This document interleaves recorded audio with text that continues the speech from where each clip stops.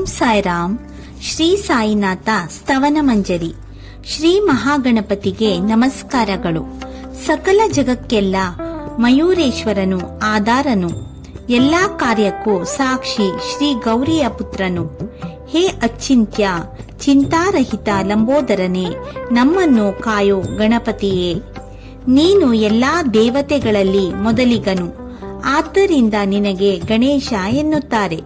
ನೀನು ಎಲ್ಲಾ ಶಾಸ್ತ್ರಗಳಿಗೂ ಆಧಾರನು, ನೀನು ಮಂಗಳ ರೂಪನಾದ ಫಾಲಚಂದ್ರನು. ಶ್ರೀ ಶಾರದಾ ದೇವಿ ಸ್ತುತಿ. ಹೇ ಶಾರದಾ ಮಾತೆಯೇ, ನೀನು ನಮ್ಮ ವಾಕ್ಯ ಚಿತ್ತದ ಮೇಲೆ ಪ್ರಭುತ್ವ ಸಾಧಿಸಿದವಳು. ನೀನು ಶಬ್ದಗಳ ಸೃಷ್ಟಿಯ ಒಡತಿ. ನಿನ್ನ ಅಸ್ತಿತ್ವ ಇರುವುದರಿಂದ ಈ ಜಗದ ವ್ಯವಹಾರವು ನಡೆಯುತ್ತಲಿದೆ. ನೀನು ಗ್ರಂಥಕಾರರ ದೇವತೆ, ನೀನೇ ಈ ದೇಶಕ್ಕೆ ಭೂಷಣ. ನಿನ್ನಲ್ಲಿ ಜಗತ್ಕಾರ್ಯಗಳ ಅಗಾಧ ಶಕ್ತಿ ಇದೆ. ಜಗದಂಬೆಯಾದ ನಿನಗೆ ನಮೋ ನಮಃ. ಶ್ರೀ ಪಾಂಡುರಂಗ ಪ್ರಾರ್ಥನೆ.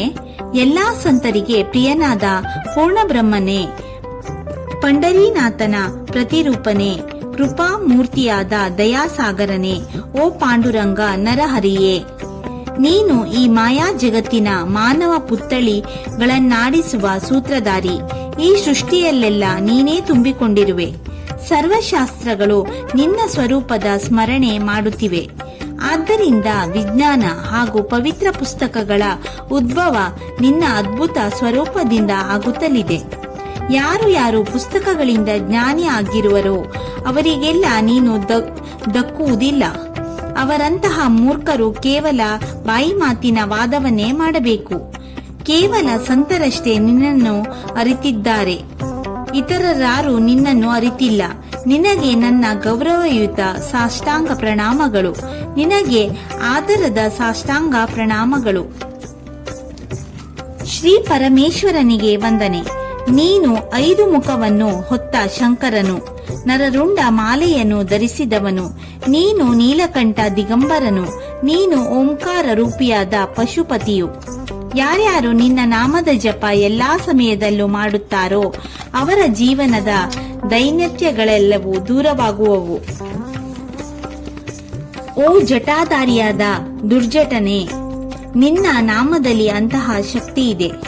ನಿನ್ನ ಚರಣಗಳಿಗೆ ವಂದಿಸುತ್ತಾ ನಾನು ಈ ಸ್ತೋತ್ರವನ್ನು ಪ್ರಾರಂಭಿಸುತ್ತಿದ್ದೇನೆ. ಹೇ ನೀಲಕಂಠನೆ, ಇದನ್ನು ಪೂರ್ಣಗೊಳಿಸುವಂತೆ ಕರುಣಿಸು. ಗುರು ದತ್ತಾತ್ರೇಯರಿಗೆ ನಮನ.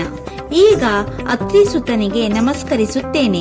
ಲಕ್ಷ್ಮಿಯ ಪತಿಯಾದ ವಿಷ್ಣುವಿಗೆ ಶಿರಬಾಗಿ ನಮಸ್ಕಾರಗಳು. ತುಕಾರಾಮ ಮತ್ತು ಇತರ ಸಂತ ಶ್ರೇಷ್ಠರುಗಳಿವೆ. ಅಂತೆಯೇ ಎಲ್ಲಾ ಭಕ್ತರಿಗೂ ಕೂಡ ನನ್ನ ಪ್ರಣಾಮಗಳು. ಶ್ರೀ ಸಾಯಿನಾಥ ಸ್ತವನ. ಸಾಯಿನಾಥನಿಗೆ ಜೈ ಜೈಕಾರಗಳು. ಪತಿತರನ್ನು ಪಾವನಗೊಳಿಸುವ ಕರುಣಾನಿಧಿಯೇ, ನಾನು ನನ್ನ ಶಿರವನ್ನು ನಿನ್ನ ಅಡಿದಾವರೆಗಳಲ್ಲಿ ಇಡುತ್ತೇನೆ. ಈಗ ನೀನು ನನಗೆ ಅಭಯದಾನವನ್ನ ನೀಡು. ನೀನು ಸುಖ ಶಾಂತಿಯ ನೆಲೆಯಾಗಿರುವ ಪೂರ್ಣ ಬ್ರಹ್ಮ. ನೀನು ಶ್ರೇಷ್ಠರಲ್ಲಿ ಶ್ರೇಷ್ಠನಾದ ಮಹಾವಿಷ್ಣುವು. ಯಾರ ಪತ್ನಿ ಉಮೆಯೋ ಅಂತಹವನು ನೀನು. ಮದನನನ್ನು ದಮನ ಮಾಡುವವನು ನೀನೇ. ನೀನು ಮಾನವ ಸ್ವರೂಪದ ದೇವತೆಯು. ನೀನು ಜ್ಞಾನಾಕಾಶದ ಸೂರ್ಯನು. ನೀನು ದಯಾಸಾಗರನು. ನೀನು ಭವರೋಗಗಳಲ್ಲೆಲ್ಲ ಔಷಧ ಸ್ವರೂಪನು. ನೀನು ದೀನ ದರಿದ್ರರ ಚಿಂತಾಮಣಿಯು. ನೀನು ಭಕ್ತರನ್ನು ಉದ್ಧಾರಗೊಳಿಸುವ ಉದಾರಿಯು. ನೀನು ಮುಳುಗುವವನಿಗೆ ಆಧಾರಿಯು. ನೀನು ಅಂಜುಕುಳಿಗಳಿಗೆ ಆಶ್ರಯದಾತನು. ಜಗದ ಸೃಷ್ಟಿಯ ಮೂಲ ಕಾರಣನು ನೀನೇ. ನೀನು ಜಗದ ಚೈತನ್ಯನು, ಮಾಯಾರಹಿತ ಬ್ರಹ್ಮನು ಹೌದು. ನಿನ್ನ ಹೃದಯವು ಅತಿ ದಯೆಯಿಂದ ತುಂಬಿದೆ. ಈ ವಿಶ್ವವು ನಿನ್ನ ಆಟದಿಂದಲೇ ನಿರ್ಮಾಣವಾಯಿತು. ನೀನು ಜನ್ಮರಹಿತನು. ಮೃತ್ಯು ಕೂಡ ನಿನ್ನ ಮೇಲೆ ಯಾವುದೇ ಪರಿಣಾಮ ಬೀರಲಾರದು. ಗಹನ ಚಿಂತನ ಮಾಡಿದ ಮಾನವನು ಅಂತಿಮವಾಗಿ ಈ ತೀರ್ಮಾನಕ್ಕೆ ಬರುವನು. ಜನ್ಮ ಮರಣ ಭ್ರಮೆಗಳೆಲ್ಲವೋ ಅಜ್ಞಾನದಿಂದ ಉಂಟಾಗಿದೆ. ಆದರೆ ನೀನು ಜಗದ ಈ ಎಲ್ಲಾ ಕ್ರಮಗಳಿಂದ ಮುಕ್ತನಾಗಿರುವೆ. ಆದ್ದರಿಂದ ನೀನು ಅಲಿಪ್ತನು. ನೀರಿನ ಗೆರೆ ಚಿಮ್ಮಿದಾಗ ಅದಕ್ಕೆ ಸೆಲೆ, ಬುಗ್ಗೆ, ಕಾರಂಜಿ ಎಂಬುದು ಯುಕ್ತನಾಮ.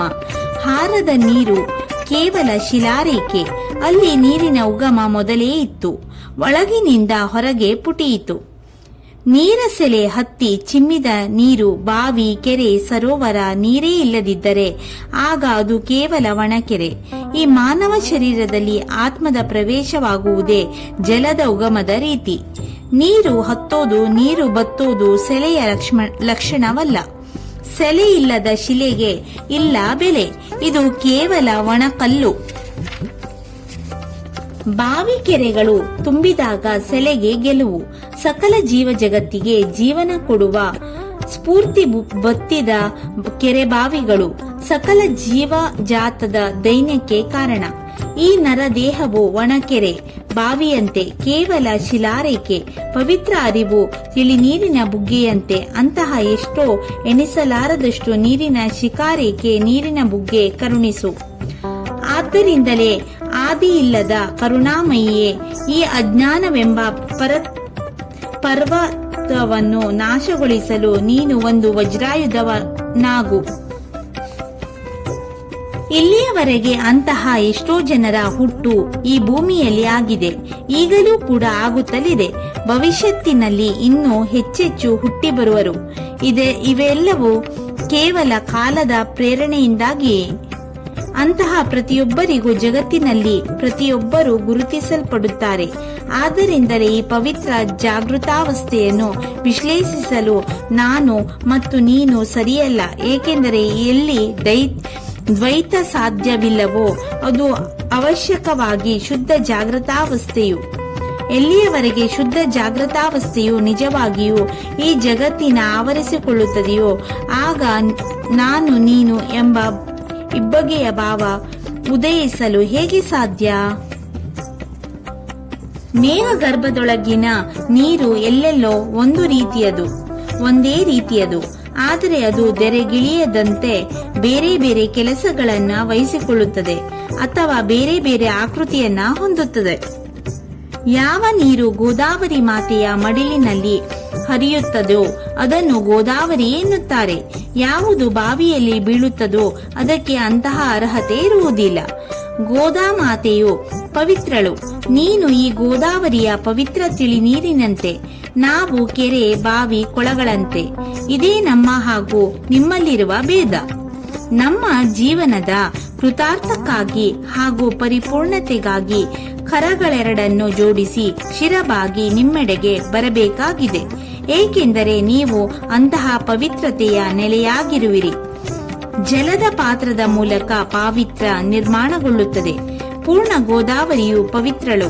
ಬರೀ ನೀರೆಂದು ಭಾವಿಸಿದರೆ ಅದು ಎಲ್ಲೆಡೆಯಲ್ಲ, ಕೇವಲ ಒಂದೇ ರೀತಿಯದು.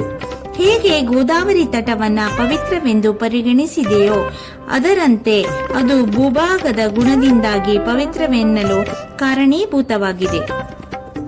ಮೇಘಗರ್ಭದೊಳಗಿನ ನೀರು ಬದಲಾಗಲು ಭೂಮಿಯ ಯಾವುದೇ ಭಾಗವು ಕಾರಣವಲ್ಲ. ಅಂತಹ ಭೂಮಿಯ ಭಾಗವು ಗೋದಾವರಿ ಎಂದು ಶಾಸ್ತ್ರವನ್ನ ತಿಳಿದವರಿಂದ ಕರೆಯಲ್ಪಡುತ್ತದೆ. ಇತರ ಕಡೆಗೆ ಬಿದ್ದ ನೀರು ಅದು ಅಲ್ಲಿಯ ಮಣ್ಣಿನ ಗುಣ ದೋಷಗಳನ್ನ ಹೊಂದುತ್ತದೆ. ಕುಲುಷಿತ, ಕಹಿ, ಉಪ್ಪು ನೀರು ಆಗುತ್ತದೆ. ಅದು ಜನ್ಮತಃ ಸಿಹಿಯಾಗಿದ್ದರೂ ಕೂಡ ಈ ಭೂಮಿಯ ಮೇಲೆ ಬಿದ್ದ ನಂತರ ಆ ಭೂಭಾಗದ ಗುಣಗಳನ್ನ ಹೊಂದುತ್ತದೆ. ಅದರಂತೆ ಇದು ನಿನಗೆ ಅನ್ವಯಿಸುತ್ತದೆ ಗುರುವರಿಯ. ಏಕೆಂದರೆ ನಿನ್ನಲ್ಲಿ ಅಪವಿತ್ರ 6 ಶತ್ರುಗಳಿಲ್ಲ. ಪಾವಿತ್ರತೆಯ ಕಾರಣಕ್ಕಾಗಿ ನಿನಗೂ ಸಾಧುವೆಂಬ ನಾಮಾಂಕಿತವು ಶೋಭಿಸುತ್ತದೆ. ಆದ್ದರಿಂದ ನೀನು ಪವಿತ್ರ ಗೋದಾವರಿಯು.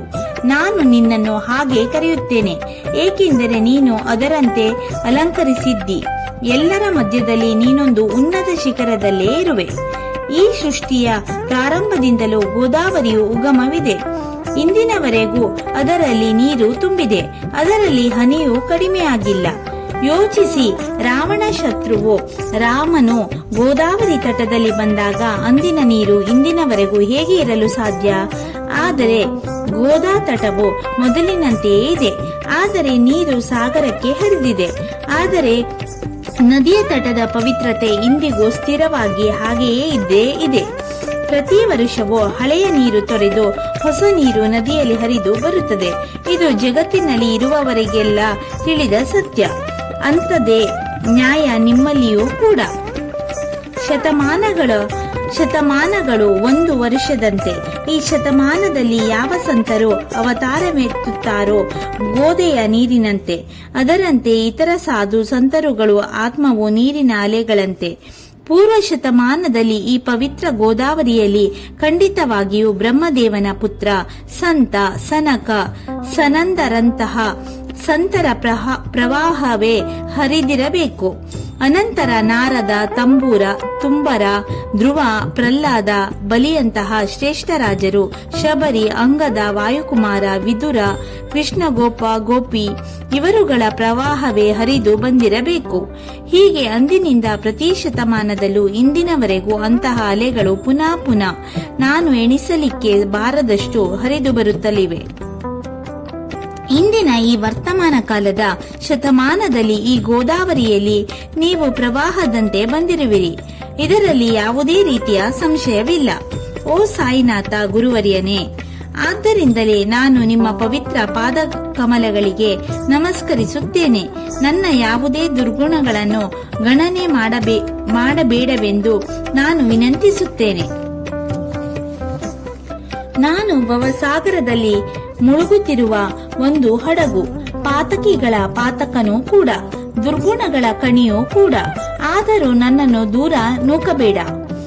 ಲೋಹವನ್ನು ಚಿನ್ನವಾಗಿಸುವ ಶಕ್ತಿಯು ಪಾರಸಗೆ ಇದೆ. ಇಲ್ಲಿ ಪರಿಸವು ಕಬ್ಬಿಣದ ಯಾವುದೇ ರೀತಿಯ ಗುಣದೋಷಗಳನ್ನು ನಿರ್ಲಕ್ಷಿಸುತ್ತಿದೆ. ಗೋದಾಮಾತೆಯು ಹರಿಯುವಾಗ ತನ್ನ ಗರ್ಭದಲ್ಲಿ ಹರಿಯುವ ಪುಟ್ಟ ಹಳ್ಳಿಗಳನ್ನು ತನ್ನ ಗರ್ಭದಲ್ಲಿಟ್ಟುಕೊಂಡೇ ಹರಿಯುತ್ತದೆ. ಎಂದಿಗೂ ತಿರಸ್ಕರಿಸುವುದಿಲ್ಲ. ನಿನ್ನ ಕೃಪಾದೃಷ್ಟಿಯಿಂದ ನನ್ನ ಎಲ್ಲಾ ದುರ್ಗುಣಗಳನ್ನು ವೇಗವಾಗಿ ನಾಶ ಮಾಡು. ಈ ವಿನಂತಿಯೊಂದನ್ನೇ ನಮ್ರತೆಯಿಂದ ಈ ನಿನ್ನ ಗುಲಾಮ ದಾಸಗನು ಮಾಡುತ್ತಿದ್ದಾನೆ. ಪರಿಸದ ಸಂಗ ಮಾಡಿದ ಲೋಹವು ತನ್ನ ಜನ್ಮದಾತ ಗುಣದೋಷಗಳನ್ನು ಬದಲಾಯಿಸದೆ ಹೋದರೆ, ಓ ಗುರುದೇವನೇ, ಅದು ಪರಿಸಗಳ ಘನತೆಗೊಂದು ಕಳಂಕ.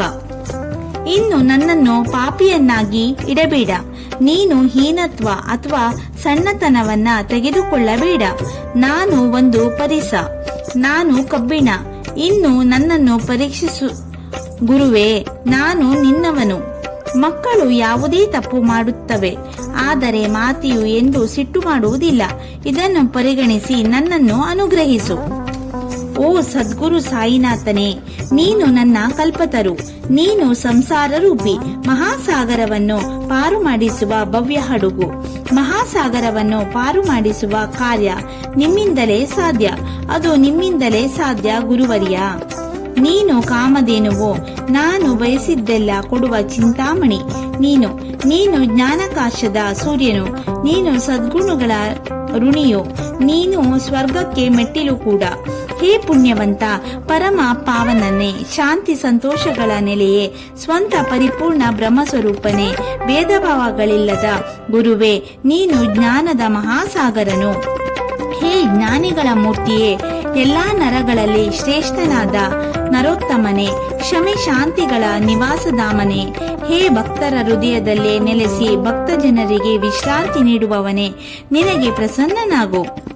ನೀನು ಸದ್ಗುರು ಮಚ್ಛಿಂದರನು, ನೀನು ಮಹಾತ್ಮನಾದ ಜಾಲಿಂದರನು, ನೀನು ನಿವೃತ್ತಿನಾಥ ಜ್ಞಾನೇಶ್ವರ, ಕಬೀರ, ಶೇಖ, ಏಕನಾಥ, ಮಹಾರಾಜ ಎಲ್ಲರೂ ನೀನೆ.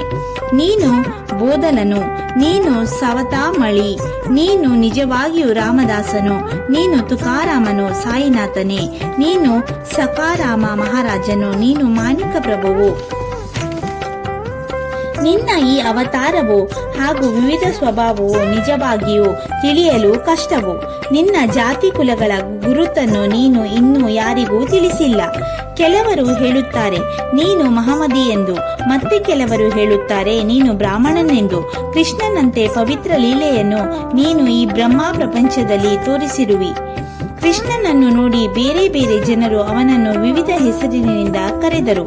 ಕೆಲವರು ಅವನನ್ನು ಯದುಕುಲದ ಭೂಷಣನೆಂದು, ಕೆಲವರು ದನ ಕಾಯುವ ಗೊಲ್ಲನೆಂದು, ಯಶೋದೆಯು ಅವನನ್ನು ಕೋಮಲ ಮಗುವೆಂದು, ಕಂಸನು ಮಹಾಕಾಲನೆಂದು, ತನ್ನನ್ನು ಕೊಲ್ಲಲು ಬಂದ ಯಮನೆಂದು, ಉದ್ಭವನು ಪ್ರಿಯ ಮಿತ್ರನೆಂದು, ಅರ್ಜುನನು ಜಗದ್ಗುರು ಸರ್ವಜ್ಞರೆಂದು ಹೇಳುತ್ತಾರೆ. ಓ ಗುರುವರನೇ, ಪ್ರತಿಯೊಬ್ಬರ ಭಾವಕ್ಕೆ ಮನಕ್ಕೆ ತಕ್ಕಂತೆ ಅವರವರ ನಿಶ್ಚಯದಂತೆ ಅವರು ನಿನ್ನನ್ನು ಕರೆದಿದ್ದಾರೆ. ಮಸೀದಿಯ ವಾಸಸ್ಥಾನ, ಚುಚ್ಚಿಕೊಳ್ಳದ ಕಿವಿ ಮತ್ತು ಕುರಾನದ ಪ್ರಾರ್ಥನಾ ರೀತಿ ನೋಡಿ ನಿನ್ನನ್ನು ಯವನ ಎಂದು ಕರೆಯಬೇಕಾಗಿದೆ. ಅಗ್ನಿಯ ಪೂಜೆಯನ್ನು ನೋಡಿ ದಯಾರೂಪಿಯಾದ ನಿನ್ನನ್ನು ನೋಡಿ ನಮ್ಮ ಮನಕ್ಕೆ ನಿಶ್ಚಿತವಾಗಿಯೇ ಇದೆ ನೀನು ಹಿಂದುವೇ ಎಂದು. ಆದರೆ ಇವೆಲ್ಲವೂ ವ್ಯಾವಹಾರಿಕ ಭೇದವಾಗಿದೆ, ಕೇವಲ ತರ್ಕಜ್ಞಾನಿಗಳು ಕಾಣುವಂತಹವು. ಆದರೆ ಜ್ಞಾನದಾಯಿ ಭಕುತರಿಗೆ ಇವೆಲ್ಲವೂ ಯಾವುದೇ ಪರಿಣಾಮವನ್ನುಂಟು ಮಾಡಿಲ್ಲ. ನಿಮ್ಮದು ಜೀವನ ಮುಕ್ತಿಯ ಹೊರಗಿನ ಸ್ಥಿತಿಯು. ಜಾತಿ ಕುಲಗಳ ಭೇದವೂ ನಿಮಗಿಲ್ಲ. ನೀನು ಎಲ್ಲಾ ಶ್ರೇಷ್ಠ ಗುರುಗಳ ಪ್ರತಿರೂಪನು. ನೀನು ಈ ಜಗದ ಸೃಷ್ಟಿಕರ್ತನು. ಹಿಂದೂ ಮುಸ್ಲಿಮರಲ್ಲಿ ವೈಮನಸ್ಸು ಉಂಟಾಯಿತು. ಆದ್ದರಿಂದ ಅವರನ್ನು ಒಂದುಗೂಡಿಸಲು ಮಸೀದಿ ಮತ್ತು ಅಗ್ನಿಯ ಉಪಾಸನೆಯಿಂದ ನೀನು ಸ್ವೀಕರಿಸು. ನಿನ್ನ ಲೀಲೆಯನ್ನು ಭಕುತರಿಗೆ ತೋರಿಸಿರುವಿ. ನೀನು ಜಾತಿ ಕುಲಗಳ ಅತೀತನು, ಸತ್ಯ ಪರಬ್ರಹ್ಮನು, ಸತ್ ಸ್ವರೂಪನು ನೀನಾಗಿರುವೆ. ತರ್ಕದಿಂದ ಯೋಚಿಸಿದರೂ ನೀನು ಸಾಕ್ಷಾತ್ ಪರಬ್ರಹ್ಮನು. ಎಂತಹದೇ ತರ್ಕ ವಿತರ್ಕದ ಊಹಾ ಕುದುರೆಯನ್ನು ನಿನ್ನ ಮುಂದೆ ನಡೆಸಿದರೂ ಅದಕ್ಕೆ ಲಗಾಮು ಹಾಕಿದರೂ ನನ್ನ ಕ್ಷುಲ್ಲಕ ಶಬ್ದಗಳಿಗೆ ನೀನು ವಶನಲ್ಲ. ಆದರೂ ನಿನ್ನನ್ನು ನೋಡಿ ನನಗೆ ಮೌನವಾಗಿರಲು ಸಾಧ್ಯವಿಲ್ಲ, ಏಕೆಂದರೆ ನಿನ್ನನ್ನು ಸ್ತುತಿಸಲು ಶಬ್ದಗಳೇ ವ್ಯಾವಹಾರಿಕವಾಗಿ ಒಂದೇ ಒಂದು ಸಾಧನವು. ಆದ್ದರಿಂದಲೇ ಶಬ್ದಗಳಿಂದಲೇ ಯಾವುದೇ ರೀತಿಯ ವರ್ಣನೆ ಸಾಧ್ಯವೋ ಅದನ್ನು ನಾನು ಯಾವಾಗಲೂ ನಿಮ್ಮ ಕೃಪಾ ಪ್ರಸಾದದಿಂದ ಸ್ವಪ್ರೇರಣೆಯಿಂದ ಕಾಣಿಕೆಯಾಗಿ ಕೊಡುತ್ತೇನೆ. ಸಂತರ ಯೋಗ್ಯತೆ ಶಿಖರದಂತೆ ಎತ್ತರದ್ದು, ದೇವತೆಗಳಿಂದಲೂ ಬೇರೆಯ ರೀತಿಯದು. ಆದ್ದರಿಂದ ನನ್ನದು ನಿನ್ನದು ಎಂಬ ಭೇದವು ಸಂತ ಶ್ರೇಷ್ಠರ ಹತ್ತಿರ ಮೂಲತಃ ಇಲ್ಲವೇ ಇಲ್ಲ. ಹಿರಣ್ಯಕಶಿಪು ಹಾಗೂ ರಾವಣರಿಗೆ ದೇವರ ದ್ವೇಷಗಳಿಂದ ಮೃತ್ಯು ಬಂದಿತು. ಆದರೆ ಅಂತಹ ಯಾವುದೇ ಘಟನೆಗಳು ಸಂತರ ಕೈಯಿಂದ ಎಂದಿಗೂ ಘಟಿಸಲಿಲ್ಲ. ಗೋಪಿಚಂದರಾಜನು ಜಾಲಂಧರನು ಕಸದ ರಾಶಿಯಲ್ಲಿ ಹುಗಿದರೂ ಈ ಸಂತ ಮಹಾತ್ಮನಿಗೆ ಯಾವುದೇ ತರಹದ ದುಃಖವಾಗಲಿ ವಿಷಾದವಾಗಲಿ ಆಗಲಿಲ್ಲ. ಅದಕ್ಕೆ ವಿರುದ್ಧವಾಗಿ ರಾಜನನ್ನು ಭೌತಿಕ ಪ್ರಪಂಚದಿಂದ ಮುಕ್ತ ಮಾಡಿ ಅವನನ್ನು ಚಿರಜೀವಿಯನ್ನಾಗಿ ಮಾಡಿದೆ. ಸಾಧು ಸಂತರ ಇಂತಹ ಪ್ರತಾಪ ವರ್ಣನಾತೀತ. ಸಾಧು ಸಂತರು ಸೂರ್ಯನಂತೆ, ಅವರ ಕೃಪೆ ಪೂರ್ಣ ಪ್ರಕಾಶದಂತೆ. ಸಾಧು ಸಂತರು ಪೂರ್ಣಚಂದ್ರರಂತೆ, ಅವರ ಕೃಪೆ ಚಂದ್ರಕಿರಣದಂತೆ ಪ್ರಶಾಂತವಾದದ್ದು. ಸಾಧುಗಳು ನಿಜವಾಗಿಯೂ ಸಂತರು ನೀಡುವ ಕಸ್ತೂರಿಯಂತೆ, ಅವರ ಆಶೀರ್ವಾದವು ಕಸ್ತೂರಿಯ ಪರಿಮಳದಂತೆ. ಸಂತರು ರಸ ತುಂಬಿದ ಕಬ್ಬಿನಂತೆ, ಅವರ ಆಶೀರ್ವಾದವು ರಸದ ಸಿಹಿಯಂತೆ. ಸಂತರಿಗೆ ಒಳ್ಳೆಯದು ಕೆಟ್ಟದು, ಸಜ್ಜನರು ದುರ್ಜನರು ಎಲ್ಲರೂ ನಿಶ್ಚಲವಾಗಿಯೂ ಒಂದೇ. ಅವರಿಗೆ ಪಾಪಿ ಹಾಗೂ ದುಷ್ಟರ ಮೇಲೆ ಅಪಾರ ಪ್ರೀತಿ. ಗೋದಾವರಿ ಜಲದಲ್ಲಿ ಮಲಿನ ಬಟ್ಟೆಗಳನ್ನಷ್ಟೇ ತೊಳೆಯುತ್ತೇವೆ, ಆದರೆ ಸ್ವಚ್ಛ ಬಟ್ಟೆಗಳು ಪೆಟ್ಟಿಗೆಯಲ್ಲಿದ್ದು ಅವು ಗೋದಾವರಿಯ ಮಡಿಲಿನಿಂದ ದೂರವಿರುತ್ತದೆ. ಆ ಪೆಟ್ಟಿಗೆಯಲ್ಲಿದ್ದ ಬಟ್ಟೆಗಳನ್ನು ಒಂದೊಮ್ಮೆಯಾದರೂ ಹೊರಗೆ ಗೋದಾಮಾತೆಯ ಮಡಿಲಿನಲ್ಲಿ ಸ್ವಚ್ಛ ಮಾಡಬೇಕು. ಅಂತೆಯೇ ಸ್ವಚ್ಛವಾಗಲಿಕ್ಕೆ ನಾವು ನಿನ್ನ ಮಡಿಲಿಗೆ ಬಂದಿದ್ದೇವೆ. ಇಲ್ಲಿ ಪೆಟ್ಟಿಗೆ ವಿಷ್ಣುವಿನ ಸ್ಥಾನವಾದ ವೈಕುಂಠ. ತಾವು ಸಂತ ಗೋದಾವರಿಯು ವಿಶ್ವಾಸವು ನದಿಯ ಕಟ್ಟಿದ ದಡದಂತೆ. ಷಡವಿಕಾರ ತುಂಬಿದ ಎಲ್ಲಾ ಮಾನವರು ಮಲಿನ ಬಟ್ಟೆಗಳಂತೆ. ನಿಮ್ಮ ಪಾದಗಳ ದರ್ಶನ ಪಡೆದರೆ ಅದುವೇ ಗೋದಾ ಸ್ನಾನದಂತೆ. ನಮ್ಮ ಎಲ್ಲಾ ಪಾಪಗಳನ್ನು ತೊಳೆದು ಸಮರ್ಥ ಸದ್ಗುರುವೇ ನಮ್ಮನ್ನು ಪಾವನ ಮಾಡು. ನಮ್ಮ ದರ್ಶನಕ್ಕೆ ಬರಲು ನಮಗೆ ಅಧಿಕಾರವಿದೆ, ಏಕೆಂದರೆ ನಾವು ಸಂಸಾರಯುಕ್ತ ಜನರು. ಮೇಲಿಂದ ಮೇಲೆ ಪಾಪಗಳನ್ನು ಮಾಡುತ್ತಿರುತ್ತೇವೆಯೇ, ಆದ್ದರಿಂದಲೇ ನಿನ್ನ ದರ್ಶನಕ್ಕೆ ಬರಲು ನಾವು ಅಧಿಕಾರಯುಕ್ತ ಜನರು. ಗೋದಾವರಿಯಲ್ಲಿ ತುಂಬಾ ನೀರಿದೆ. ಷಡವಿಕಾರದಿಂದ ಮಲಿನವಾದ ನನ್ನ ಈ ಶರೀರವೆಂಬ ಬಟ್ಟೆಯನ್ನು ತೊಳೆಯಲು ನಿನ್ನಲ್ಲಿಗೆ ಬಂದಿದ್ದೇನೆ. ಈ ಮಲಿನ ಬಟ್ಟೆ ಹಾಗೆಯೇ ಉಳಿದರೆ ಅದರ ದೋಷವು ನನ್ನದಲ್ಲ, ಗೋದೆಯದು. ನೀನು ತಂಪನ್ನು ನೀಡುವ ದಟ್ಟ ವೃಕ್ಷ. ನಾನು ತ್ರಿತಾಪಗಳಿಂದ ತಳಮಳಿಸುವ ಪಾದಚಾರಿಗಳು, ಅಧಿಭೌತಿಕ, ಆಧ್ಯಾತ್ಮಿಕ, ಅಧಿದೈವಿಕ. ಈ ಪಾದಚಾರಿಗಳು ತ್ರಿತಾಪ ದೂರ ಮಾಡಲೆಂದು ತಾವು ತಂಪನ್ನು ನೀಡುವ ದಟ್ಟ ಛಾಯೆಯಾಗಿರುವಿರಿ. ಈ ಮೂರು ತಾಪಗಳಿಂದ ಶಾಂತ ಮಾಡಲಿಕ್ಕೆ ತಮ್ಮ ಕೃಪಾ ಕಟಾಕ್ಷದ ಶೀತಲ ಛಾಯೆಯನ್ನು ನೀಡಿ ನಿನ್ನ ಕೃಪೆಯ ತಣ್ಣಗಿನ ನೆರಳಿನಲ್ಲಿ ನಮ್ಮನ್ನೆಲ್ಲ ರಕ್ಷಣೆಯನ್ನು ಮಾಡು. ವೃಕ್ಷದ ಅಡಿಯಲ್ಲಿ ಕುಳಿತವನಿಗೆ ಸೂರ್ಯನ ಶಾಖದ ಅನುಭವವಾದರೆ ಆ ವೃಕ್ಷಕ್ಕೆ ನೆರಳನ್ನು ನೀಡುವ ವೃಕ್ಷವೆಂದು ಯಾರು ಕರೆಯುತ್ತಾರೆ? ನೋಡು, ನಿನ್ನ ಕೃಪೆ ಇಲ್ಲದೆ ಈ ಜಗದಲ್ಲಿ ಯಾವುದೇ ರೀತಿಯ ಒಳ್ಳೆಯ ಘಟನೆಗಳು ನಡೆಯಲು ಸಾಧ್ಯವೇ ಇಲ್ಲ. ಆದ್ದರಿಂದಲೇ ಶೇಷಶಾಹಿಯಾದ ಶ್ರೀಕೃಷ್ಣ ಭಗವಂತನು ಅರ್ಜುನನಿಗೆ ಧರ್ಮವನ್ನ ಎತ್ತಿ ಹಿಡಿಯಲು ಒಳ್ಳೆಯ ಸಹಕಾರಿಯಾದನು. ಸುಗ್ರೀವ ಕೃಪೆಯಿಂದಾಗಿ ವಿಭೀಷಣನಿಗೆ ರಾಜರಾಮನ ಸಖ್ಯ ದೊರೆಯಿತು. ವೇದನು ವರ್ಣಿಸಲರಾದ ಬ್ರಹ್ಮನು ಹೇಗೆ ನಿರಾಕಾರನೋ ಅದನ್ನು ಮನಗಂಡು ಇಂತಹ ಬ್ರಹ್ಮನನ್ನು ಭೂಮಿಯ ಮೇಲೆ ಸುಗುಣಗೊಳಿಸಿ ಸಂತರು ನಿರಾಕಾರವನ್ನ ಕೂಡ ನಾಚಿಸಿದ್ದಾರೆ. ರುಕ್ಮಿಣಿಯ ರಮಣನಾದ ವೈಕುಂಠಪತಿ ದಾಮಾಜಿಯಾಗಿ ಮಾದಿಗ ಜನ್ಮ ಪಡೆದನು. ಜೋಕಾಮೇಳನಿಗಾಗಿ ಸತ್ತ ಎಮ್ಮೆಯನ್ನು ಎತ್ತಲು ಜಗನ್ಮಾದಾತ್ಮನು ಅವನ ಆಳಾಗಿ ಬಂದನು. ಸಂತರ ಮಹತ್ವವನ್ನ ತಿಳಿದು ದೇವಾದಿದೇವನು ಸಂತರ ಮನೆಯಲ್ಲಿ ನೀರೆತ್ತುವ ಕಾರ್ಯವನ್ನ ಮಾಡಿದ್ದನು. ಆದ್ದರಿಂದ ಸಂತರು ನಿಜವಾಗಿಯೂ ದೇವರ ಯಜಮಾನನು. ಏಕೆಂದರೆ ದೇವನು ತನ್ನ ಭಕ್ತನಿಗಾಗಿ ಎಲ್ಲಾ ಕಷ್ಟವನ್ನ ಸಹಿಸಿ ಆಳಾಗಿ ಸಂತರ ಮನೆಯಲ್ಲಿ ದುಡಿದಿದ್ದಾನೆ. ಈಗ ಇದರ ಬಗ್ಗೆ ಹೆಚ್ಚಿಗೆ ಹೇಳಬೇಕಾದ ಅವಶ್ಯಕತೆ ಏನೂ ಇಲ್ಲ. ನೀನು ನಮ್ಮ ತಂದೆ ತಾಯಿ. ಹೇ ಸದ್ಗುರು ಸಾಯಿನಾಥನೇ, ಶಿರಡಿ ಗ್ರಾಮದ ವಾಸಿಯೇ, ಬಾಬಾ ಸಂತಶ್ರೇಷ್ಠನಾದ ನಿನ್ನ ಲೀಲೆಯನ್ನು ನಿಜವಾಗಿಯೂ ಯಾರು ವರ್ಣನೆ ಮಾಡಲಾರರು. ನನ್ನಂತಹ ಸಾಮಾನ್ಯನ ಪಾಡೇನು? ಜಡ ಜೀವಿಗಳನ್ನು ಉದ್ಧರಿಸಲೆಂದು ತಾವು ಶಿರಡಿಗೆ ಬಂದು ನೆಲೆಸಿದ್ದೀರಿ. ಹಣತೆಯಲ್ಲಿ ನೀರನ್ನ ಸುರಿದು ಅದನ್ನ ಉರಿಸಿದ್ದೀರಿ.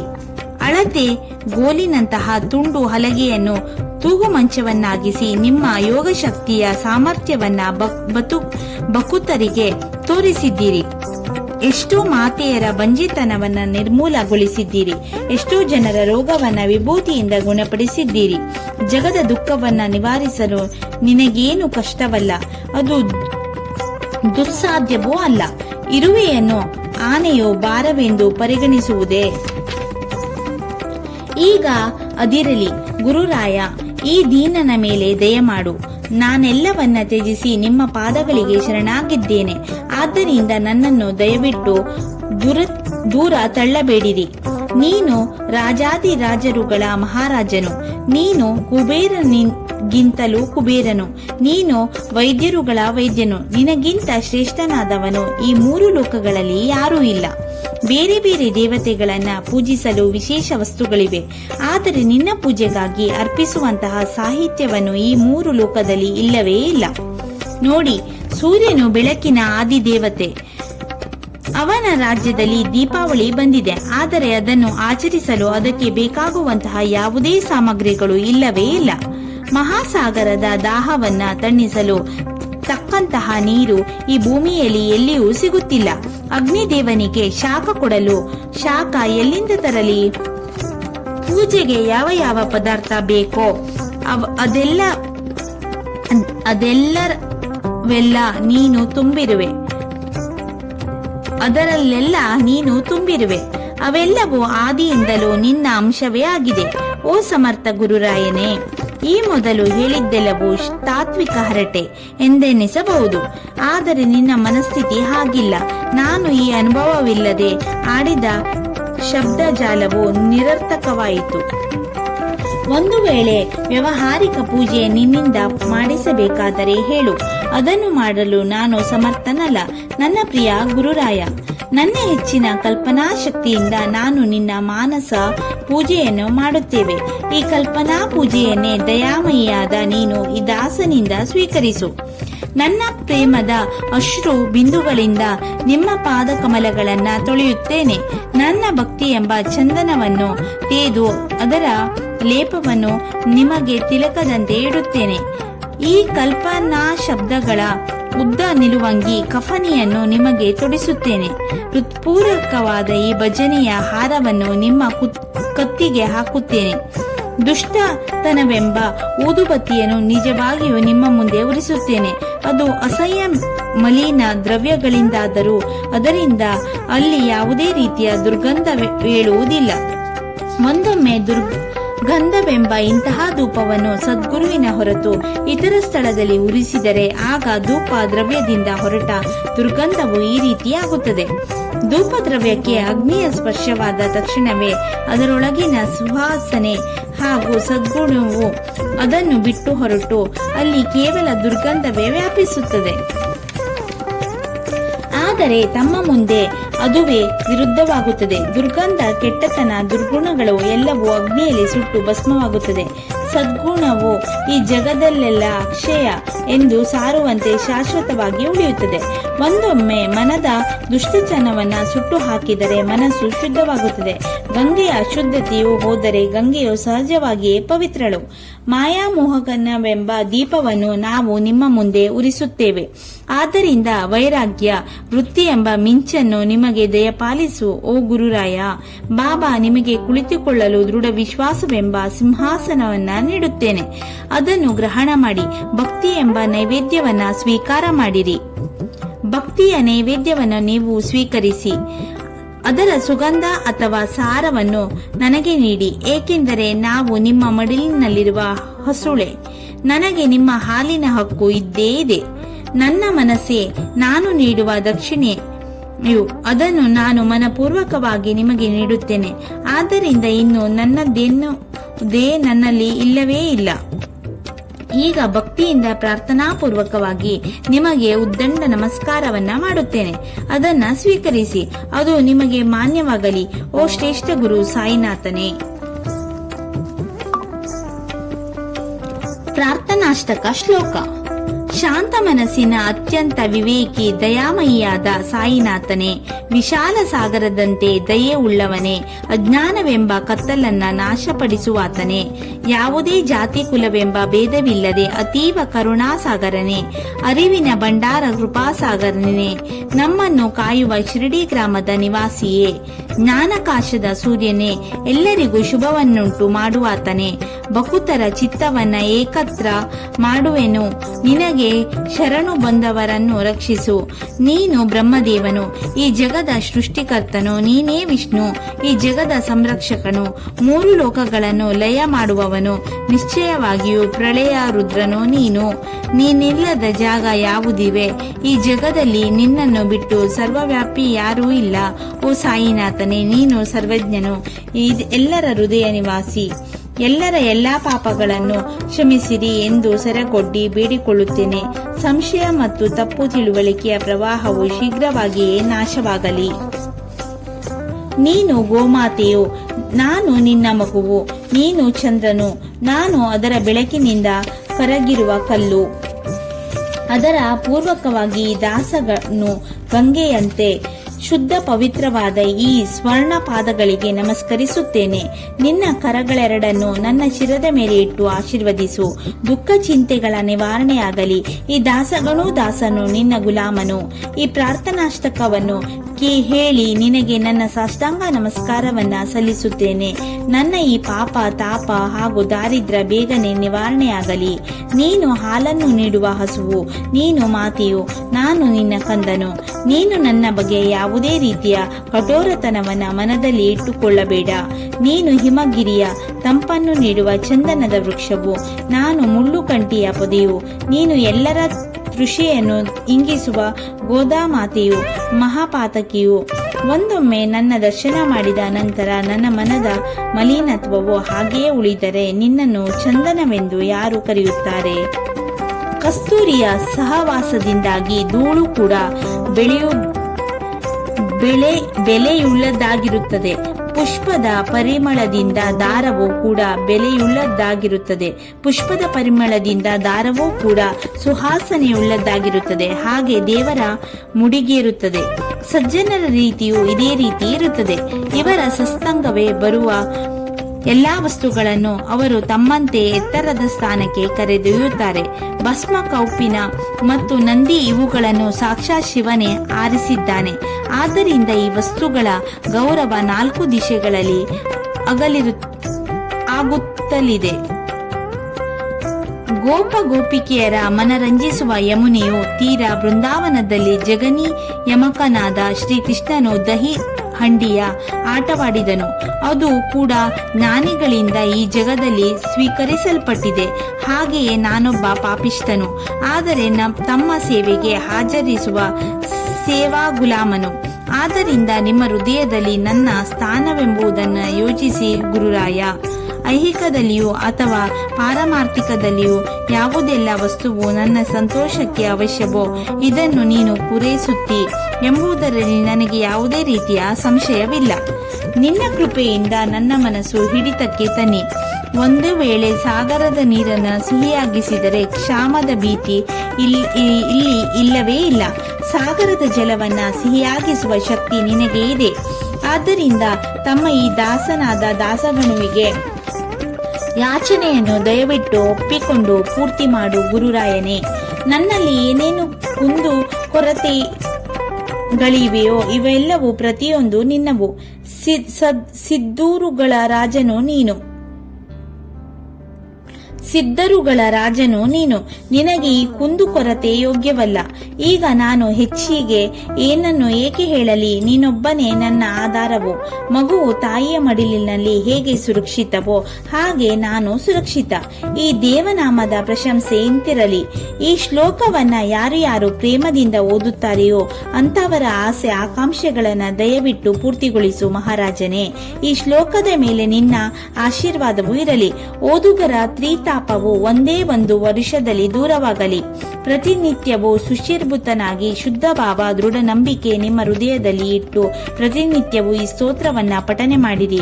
ಇದು ಅವಶ್ಯಕವಾದರೆ ಪ್ರತಿ ಗುರುವಾರದಂದು ನಿಮ್ಮ ಮನದಲ್ಲಿ ಸದ್ಗುರುವಿನ ಮೂರ್ತಿಯನ್ನು ಪ್ರತಿಷ್ಠಾಪಿಸಿ ಈ ಸ್ತೋತ್ರವನ್ನ ಪಠನೆ ಮಾಡಿರಿ. ಒಂದೊಮ್ಮೆ ಇದು ಕೂಡ ಅಸಾಧ್ಯವಾದರೆ ಪ್ರತಿ ಏಕಾದಶಿಯಂದು ಈ ಸ್ತೋತ್ರ ಪಠಿಸಿರಿ. ಅದರ ಪರಿಣಾಮವನ್ನು ನೀವೇ ಗಮನಿಸಿ. ಸ್ತೋತ್ರ ಪಾಠಕರಿಗೆ ಗುರುರಾಯರು ಕಟ್ಟಕಡೆಯ ಪೂರ್ಣ ವಿಮೋಚನೆಯನ್ನು ನೀಡುತ್ತಾರೆ. ತಮ್ಮ ಕೋರಿಕೆಯನ್ನು ತಕ್ಷಣವೇ ಪೂರೈಸುತ್ತಾರೆ. ಓ ಕೇಳುಗರೆ, ಈ ಸ್ತೋತ್ರವನ್ನ ಪಠಿಸುವುದರಿಂದ ಮೂರ್ಖರು ಬುದ್ಧಿವಂತರಾಗುತ್ತಾರೆ. ಯಾರಾದರೂ ಆಯುಷ್ಯ ಕಡಿಮೆ ಇದ್ದರೆ ಅದನ್ನು ಓದುವುದರಿಂದ ಶತಾಯುಷಿಗಳಾಗುತ್ತಾರೆ. ಯಾರು ಧನಹೀನ ದರಿದ್ರರೋ ಸಾಕ್ಷಾತ್ ಕುಬೇರನೇ ಅವರ ಮನೆಗೆ ಬಂದಿಳಿಯುತ್ತಾನೆ. ಇವೆಲ್ಲವೂ ಈ ಸ್ತೋತ್ರವನ್ನ ಓದುವುದರಿಂದ ಆಗುತ್ತದೆ. ಇದು ಸತ್ಯ ತ್ರಿವಾರ ಸತ್ಯ. ಸಂತಹೀನ ಸ್ತ್ರೀಯರು ಈ ಸ್ತೋತ್ರವನ್ನ ಓದುವುದರಿಂದ ಅವರಿಗೆ ಸಂತಾನ ಪ್ರಾಪ್ತಿಯಾಗುತ್ತದೆ. ಈ ಸ್ತೋತ್ರವನ್ನ ಓದುವವರ ರೋಗ ರುಜಿನಗಳು ನಾಶವಾಗುತ್ತದೆ, ಭಯ ಚಿಂತೆಗಳ ನಾಶವಾಗುತ್ತದೆ, ಎಲ್ಲರಿಂದಲೂ ಮಾನ್ಯತೆ ಸಿಗುತ್ತದೆ, ಅವಿನಾಶ ಪರಬ್ರಹ್ಮನ ಅನುಭವವನ್ನ ಹೊಂದುತ್ತಾರೆ. ಇವೆಲ್ಲವೂ ಈ ಸ್ತವನ ಮಂಜರಿ ನಿತ್ಯ ಪಠನದಿಂದ ಸಾಧ್ಯ. ಓ ಜ್ಞಾನಿಗಳೇ, ಈ ಸ್ತೋತ್ರದ ಬಗ್ಗೆ ನಿಮ್ಮ ಹೃದಯದಲ್ಲಿ ಪೂರ್ಣ ವಿಶ್ವಾಸವಿರಲಿ. ಸಂಶಯ, ನಾಸಿಕತೆ, ತಪ್ಪು ಗ್ರಹಿಕೆಗಳಿಗೆ ಈ ಸ್ತೋತ್ರದ ಬಗ್ಗೆ ಎಲ್ಲೂ ಆಸ್ಪದ ಕೊಡಬೇಡಿ. ಷಡೈ ಕ್ಷೇತ್ರದ ದರ್ಶನ ಮಾಡಿ ಬಾಬಾನ ಚರಣ ಕಮಲಗಳಿಗೆ ಮನಪೂರ್ವಕವಾಗಿ ನಮಸ್ಕರಿಸಿ. ಅನಾಥರ ಬಂಧು ಅವನೇ ಬಕುತರ ಆಸೆ ಆಕಾಂಕ್ಷೆಗಳನ್ನ ಈಡೇರಿಸುವ ಕಲ್ಪವೃಕ್ಷ. ಅವನ ಪ್ರೇರಣೆಯಿಂದ ಈ ಸ್ತೋತ್ರವನ್ನ ಬರೆದಿದ್ದೇನೆ. ಇಲ್ಲದಿದ್ದರೆ ನನ್ನಂತಹ ಪಾಮರನಿಂದ ಇಂತಹ ರಚನೆಯು ಹೇಗೆ ಸಾಧ್ಯ? ಶಕೆ 1840 ಭಾದ್ರಪದ ತಿಂಗಳಿನ ಶುಕ್ಲ ಪಕ್ಷದ ಗಣೇಶ ಚತುರ್ಥಿಯ ದಿನ ಸೋಮವಾರದ 2ನೇ ಪ್ರಹರದಲ್ಲಿ ರಚನೆಯಾಯಿತು. ಈ ಸಾಯಿನಾಥನ ಸ್ತವನ ಮಂಜರಿ ಮಹೇಶ್ವರದಲ್ಲಿ ಪುನೀತೆ ನರ್ಮದೆಯ ತೀರದಲ್ಲಿ ಶ್ರೀ ಅಹಲ್ಯಾದೇವಿಯ ಸನ್ನಿಧಿಯಲ್ಲಿ ಪೂರ್ಣವಾಯಿತು. ಮಹೇಶ್ವರದ ಪ್ರಸಿದ್ಧ ತೀರ್ಥಸ್ಥಾನದಲ್ಲಿ ಈ ಸ್ತವನ ಮಂಜರಿಯು ಪೂರ್ಣಗೊಂಡಿತು. ಶ್ರೀ ಸಾಯಿನಾಥರು ತನ್ನ ಮನದಲ್ಲಿ ಒಂದಾಗಿ ಸೇರಿ ನನ್ನಿಂದ ಪ್ರತಿ ಶಬ್ದವು ಮೂಡುವಂತೆ ಮಾಡಿದರು. ದಾಮೋದರ ಹೆಸರಿನ ಲೇಖಕರಿಗೆ ಸ್ತವನ ಮಂಜರಿ ಬರೆಯುವ ಸಾಕ್ಷಾತ್ಕಾರವಾಯಿತು. ಈ ದಾಸಗಣವು ಎಲ್ಲಾ ಸಹತ ಮಹಾಂತರುಗಳ ವಿಧೇಯ ಸೇವಕನು. ಇಲ್ಲಿ ಸಮಸ್ತ ಮಂಜರಿಯನ್ನು ದಾಸಗಣು ಅವರು ದಾಮೋದರ ಎಂಬ ಹೆಸರಿನ ಲೇಖಕನಿಗೆ ಹೇಳುತ್ತಾ ಹೋದರು. ದಾಮೋದರನು ಇದನ್ನು ಬರೆದುಕೊಳ್ಳುತ್ತಿದ್ದನು. ಶಾಂತಿಯು ಸದಾ ನಿಮ್ಮಲ್ಲಿ ನೆನೆಸಿರಲಿ. ಈ ಸಾಯಿನಾಥನ ಸ್ತುತಿಯಾದ ಸ್ತವನ ಮಂಜರಿಯು ಈ ನಮ್ರ ಕಾಣಿಕೆಯು ಭವಸಾಗರವನ್ನ ಪಾರು ಮಾಡಲು ನಿಮಗೆ ಸಹಾಯ ಮಾಡಲಿ. ಪಾಂಡುರಂಗನಾದ ಶಿರಡಿ ಸಾಯಿಗೆ ದಾಸನು ದಾಸನಾದ ದಾಸಗಣುವಿನ ವಿಧೇಯತೆ, ವಿಶ್ವಾಸ ಹಾಗೂ ಗೌರವದ ಪ್ರಾರ್ಥನೆ ಇದಾಗಿದೆ. ಈ ಪ್ರಾರ್ಥನೆಯು ಶ್ರೀ ಹರಿಹರರಿಗೆ ಅರ್ಪಣೆಯಾಗಲಿ. ಸಕಲರಿಗೂ ಶುಭವಾಗಲಿ. ಪುಂಡಲೀಕ ಹರಿವಿಠಲ ಸೀತಾಕಾಂತನಾದ ಶ್ರೀರಾಮನನ್ನು ಸ್ಮರಿಸಿ ಎಲ್ಲರಿಗೂ ಜೈ ಜಯಕಾರವಾಗಲಿ. ಪಾರ್ವತೀಪತಿ ಹರ ಹರ ಮಹಾದೇವ. ಶ್ರೀ ಸದ್ಗುರು ಸಾಯಿನಾಥ ಮಹಾರಾಜರಿಗೆ ಜಯವಾಗಲಿ. ಶ್ರೀ ಸದ್ಗುರು ಸಾಯಿನಾಥ. ಓಂ ಶ್ರೀ ಸಾಯಿನಾಥನು ಎಲ್ಲರಿಗೂ ಪ್ರಸನ್ನನಾಗಲಿ. ಶ್ರೀ ಸಾಯಿನಾಥ ಸುಪ್ರಸನ್ನ. ಗುರು ಬ್ರಹ್ಮ ಗುರು ವಿಷ್ಣು ಗುರುದೇವೋ ಮಹೇಶ್ವರ. ಗುರು ಸಾಕ್ಷಾತ್ ಪರಬ್ರಹ್ಮ. ತಸ್ಮೈ ಶ್ರೀ ಗುರುವೇ ನಮಃ. ಶ್ರೀಮತ್ ಪರ ಬ್ರಹ್ಮ ಗುರುಂ ಸ್ಮರಾಮಿ. ಶ್ರೀಮತ್ ಪರ ಬ್ರಹ್ಮ ಗುರುಂ ನಮಾಮಿ. ಶ್ರೀಮತ್ ಪರ ಬ್ರಹ್ಮ ಗುರುಂ ಯಜಾಮಿ. ಶ್ರೀಮತ್ ಪರ ಬ್ರಹ್ಮ ಗುರುಂ ಭಜಾಮಿ. ಬ್ರಹ್ಮಾನಂದಂ ಪರಮ ಸುಖದಂ ಕೇವಲಂ ಜ್ಞಾನಮೂರ್ತಿಂ ದ್ವಂದ್ವಾತೀತಂ ಗಗನ ಸದೃಶ್ಯಂ ತತ್ವಮಸ್ಯಾದಿ ಲಕ್ಷ್ಯಂ ಏಕನಿತ್ಯಂ ವಿಮಲಮಚಲಂ ಸರ್ವಾದಿ ಸಾಕ್ಷಿಭೂತಂ ಭಾವಾತೀತಂ ತ್ರಿಗುಣರಹಿತಂ ಸದ್ಗುರುತಂ ನಮಾಮಿ. ನಿತ್ಯಂ ಶುದ್ಧಂ ನಿರಾಭಾಸಂ ನಿರಾಕಾರಂ ನಿರಾಂಜನಂ ನಿತ್ಯಬೋಧಂ ಚಿದಾನಂದಂ ಸದ್ಗುರುಂ ತಂ ನಮಾಮ್ಯಹಂ. ಓಂ ಸಾಯಿರಾಮ್.